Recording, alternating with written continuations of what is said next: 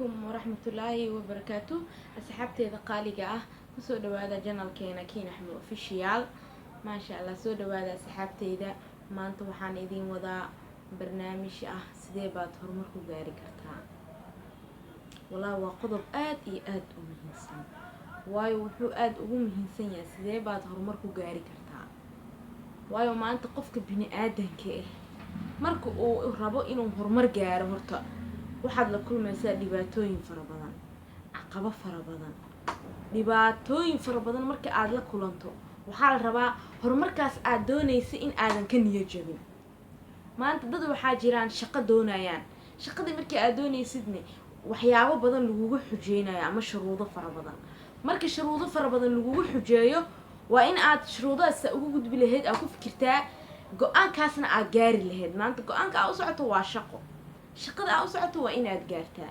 laakiin haddaad aado ka waran culeys baa iga koray, dhibaataa kala kulmay, maxay ahayd qof oo shaqada igu saacideynaysa ma jirto, no taasa ku fikirin. waayo maanta markii aad horumar rabto inaad gaarto horta qofka bini aadanka ee marka uu rabo inuu horumar sameeyo waa in uu dhib la kulmaa iyo caqabado fara badan. waayo markaad horumar gaarayso way dhib badan tahay. maanta horumar baad doonaysaa, caqabadaa la kulmaysaa, dhib baad maraysaa, waa rafaadaysaa. waxaa ugu horeysa maanta haddaad tiraahdo tilaab baan qaadaya, culeysaa kala kulmaysaa, dhibaataad maraysaa.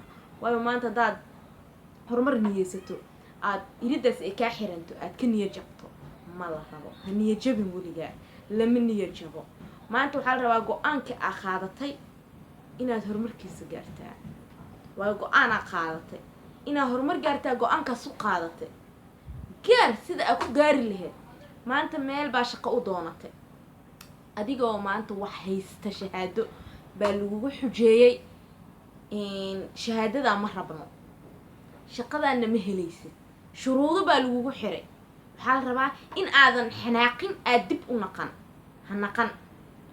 waxaa ku dadaashaa sidii ay iridaas ay kugu furmi lahayd ku dadaal. waayo caqabad kastaa la kulmaysaa marka aad horumar doonayso. caqabada aad la kulanto waa in aad dhahdaa alla, waa inaad adkaysataa, isgiijisaa, aad ciishoonin, ciilna aadan dareemin.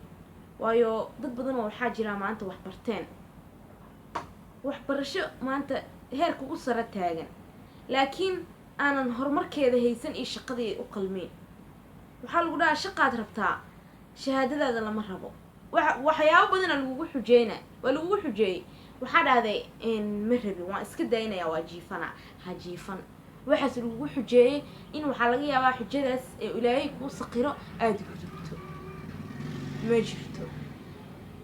waayo qofkan bini aadamka marka aad horumar niyeysato ama aad shaqo niyeysato ama aad jeclaysato in aad horumar gaarto, no dib ha u naqan, gudub.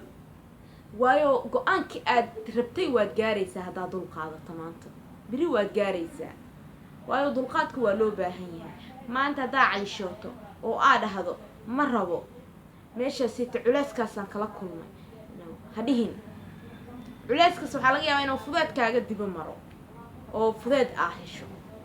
haddana dad waxaa jiraan maanta wax horta soomaalideena waxay aad ugu xun yihiin.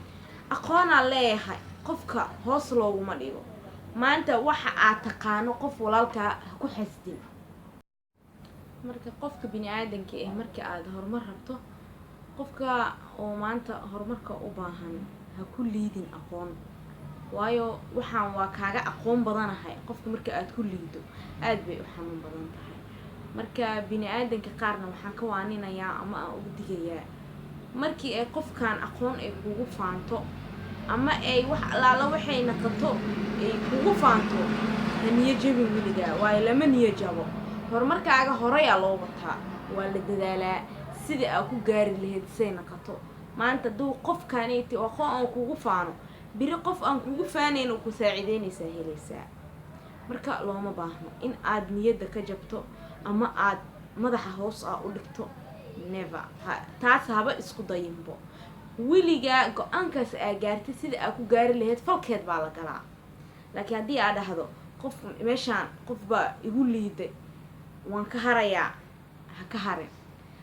maanta qofka hadday ku diido biri qofku garab qabanaysaa helaysaa waayo adduunyada ilaahay aqoonta haddaad ku faanto biri adi waxba maba ku taraysaba waayo aqoon qofa ugu faanta soo mahan qof walaalkaa ama walaashaa waxay rabtaa ha naqato haddii iyadoo kuu baahan ama aqoontaadii qayb uga baahan haddii aad kor aad isku qaada ka waran ma fiicna xaasinimo waa laga fiican yahay saxaabteeda marka si walba markii aad horumar doonayso waxyaabo badan xaasinimaa la kulmaysaa inay lagu liido in lagu bahdilo waxyaabo badan lagula dhaqmo laakiin hadday waxaad daydaa horumarkaas aad rabto sida aad ku gaari leed bis leeday ha ku fikirin ha walwalin ha ismurjinin is adkay markii aad is adkayso oo dhib walba oo kaa soo horbaxo aad duudka aad u dhigato biri horumarkaas waa gaaraysaa wixii aad jecleedna waad helaysaa laakiin haddii aad dhib la kulanto daadhaada ka waran dhibaa la kulman maanta horumar daawada toban iyo intaasoo isteebo badan oo dhibaataa ka maraysaa waxaa la rabaa isteebyadaas inaad gudubto waxaa kugu daba maraysa isteebka ugu nimceysan nimco maanta daa hesho maxaa ka macaan badan laakiin dhib waxaa la dhahay dheef waxaa la dhahay dhibaa ka horeeyo inaad dhib marto waxaa ka dambaysa inaad dheef hesho waayo markii aad dhib marto aad dheef helaysaa markaad dheef marto oo dhib markaad aad dhib marto oo dheef heshidne waa meeshii ugu fiicnay Soomaa dhib badanaa usoo sabartay waxyaabo badanaa usoo dulqaadatay bahdilaad badanaa usoo sabartay in lagu faquuqa u sabartay wax walba daad u sabarto biri waa gaaraysaa waayo targetkii wuxuu ku ahaa inaad horumar gaarto waad gaaraysaa waayo horumaraan niyeysatay horumarka say ku gaaraysaa dhiba aragta daad indhaha qabsato oo ka jiifato ma gaaraysid laakiin haddii aad dadaashid oo wax walba aad doodka u dhigatid wax walba aad u sabirtid xanuun walba kusoo maro u dulqaadatid waa gaaraysaa